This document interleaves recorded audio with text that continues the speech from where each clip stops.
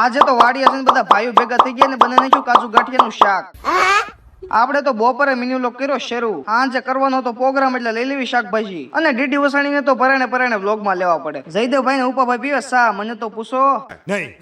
હા તો ત્રણે ભાઈઓ ગાડી લઈને ખસકાઈ નાખી વાડી બાજુ અને ભાઈ બધા ભાઈઓ તૈયારી કરવા લાગ્યા। ડીડી વસાણી હું ને સુધીર કાજુ કાપતા હતા। હા ડોન, હા તુષારભાઈ ડોન હોય ને આપડા ભાઈઓ ભાઈ ધીમે ધીમે કામ કરે હો બધા। ગોરીભાઈ ને ભાવેશભાઈ ને તેજો ને બધા બેઠા। એ હાલો ઉપરની ડુંગળી હોય આપડી હોસ્ટેલના ટ્રસ્ટે આવી ગયા હતા ઘનશ્યામ દાદા, એમાં અમારા દીકુલભાઈ બેઠા હોય એટલે મોજે મોજ ને લીલા લેર। પછી આવી ગયા ટમેટા વાળા મરસા વાળા, હું ને રામાણી લઈ આવ્યા અમૂલ નું બટર। હા પડી ગઈ ને અમે બધા બેહી ગયા સલાડ કાપવા। સવાણી ભાઈ ને કમોની બધા કઈક વાતો કરતા હતા। શાક બનાવવાના કારીગર હતા અમારે ભાવેશભાઈ ને શાક ને આમ તેમ ફેરવવાના કારીગર હતા સાવનભાઈ। ભેગા થયા હતા 25 જણા, પણ એકમાં મીઠું નતું એટલે શાકમાં નાખ્યું મીઠું। તુષારભાઈ કે હાલો બધા શાક ખાવા। આપણે શાક તો એક નંબર બનાવ્યું, પણ તમે આવું ખાધું કે નહીં કોમેન્ટ કરી નાખજો। ઈ અમારા ગોરીભાઈ ને વચ્ચે આવી ગઈ એડવર્ટાઈઝ। રામણીભાઈ ને જઈલો ગામની પેલા બેહી ગયા જમવા, પછી તો બધા ભાઈ બંધો બેહી ગયા જમવા ને હાલો આપણે જમી લેવી। બધું કામ પતાવી નીકળી ગયા ભાઈ હોસ્ટેલ બાજુ ને પાછળ ભાવેશભાઈ ને રામણીભાઈ બાકાજી કે બોલાવતા આવે હો।